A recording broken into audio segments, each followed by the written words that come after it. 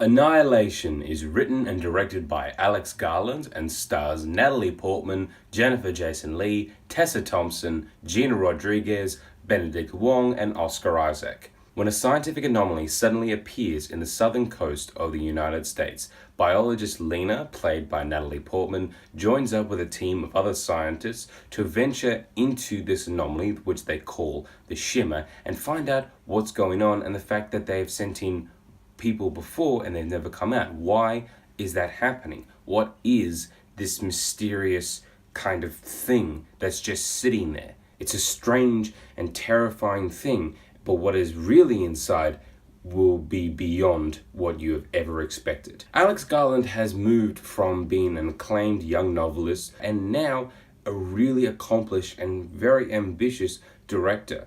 With Ex Machina that came out 2015, he showed that he can have this great handling of incredibly deep science fiction concepts about, artificial intelligence and what that means in relation to how humans behave with each other. And that level of intelligence and that level of maturity about the storytelling is exactly what you get in Annihilation. But whereas Ex Machina was a much more simpler affair, it was very contained into this one little house amongst these certain characters, Annihilation is much bigger. It's much more in scope. When the scientists go into the Shimmer, the world that this anomaly has created, how it's changing and mutating everything, it's beautiful, but it's also horrifying. The way that this film looked when the characters are in the Shimmer, the visuals that are used, it was like watching a Pink Floyd album come to life. Except, not that one. Alex Garland has shown that he is a great director, not just a good one who made a really cool robot girl movie or whatever you want to call it, but now he's a great science fiction director. I really want to see where this guy goes forward, because this movie looks and feels and behaves so well. The story could feel very cold and very clinical and with not much emotion behind it, but that's just on paper. When you have incredibly talented actresses like Natalie Portman, Tessa Thompson, Jennifer Jason Leigh, Gina Rodriguez, all working in this movie, they pump up the emotion in incredible ways. They are the heart of this movie, especially Natalie Portman, and there is a wonderful scene with Tessa Thompson as well. Natalie Portman is the center of the movie, and it's a massive undertaking for this entire story. She holds it on her shoulders so confidently. Her character is flawed. Her character does have emotional compromises within the context of what is going on. But she's also incredibly capable. She knows exactly how to move through something, how to take down a bad situation. Natalie Portman, being the actress that she is, that can take on a more darker story and still have that humanity behind it, I think that she was the perfect actress for this role. Listen to the music of this movie, because it's a score that it's unlike any other. It uses simpler sort of music, such as guitar tones, for the more contemplative moments.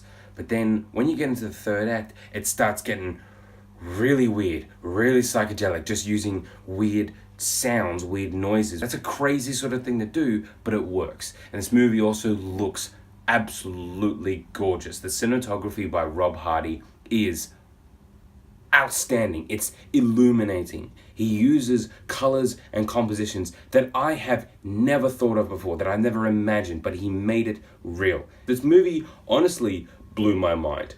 I did not really expect what it was going to be going in, but there's so many little references to Alien or The Thing. The ideas of what John Carpenter and Ridley Scott wanted to do with those movies really are fueling this film. But there are some sequences that are just so terrifying, that are so absolutely mind-blowing, that they equal up to those directors and what they are able to do. This movie holds a candle to them, and that is pretty damn incredible. It does have its flaws as well. I think that there is a character here who's played by that guy from Interstellar, who, when he came on screen, I literally said to my brother, "Hey, look, it's the guy from Interstellar." And he went, "Oh yeah, that guy. I know his name. It's David." He has a small subplot with Natalie Portman's character. If you cut those scenes out of the movie, I don't think it would have made that much of a difference. I found that a little frustrating. There's a lot of little tiny things that I have problems with. But in general, this movie is fantastic. I'm so glad that I was able to see it. I'm so angry as well because I was forced to watch this on Netflix. I wanted to see this in a theater, but Paramount Pictures decided, no, apparently it's too intellectual for normal audiences, so we're just going to do United States and Canada, make that movie not do as well there, and every other place you get on Netflix and we still get the profits. And that's unfair. I needed to see this movie in a theater, but I can't. And I will say to everyone out there who's watching this, go and see this movie. Watch it on Netflix. If you're in the United States and Canada, go and see it in the theater. It is absolutely fantastic. It is strange. It is challenging. It has so many ideas that it just wants to throw out at you. It looks absolutely amazing. It is a movie unlike anything I've ever experienced before. It just took my breath away. Everyone should go out and see this movie. It is an experience you deserve to have. And that is a sure recommendation for Annihilation. So Annihilation, have you seen it? What did you think about it? What did you think about this review? Let me know in the comments below. For more Mr. Movies, click that subscribe button coming up right there. Thanks for watching.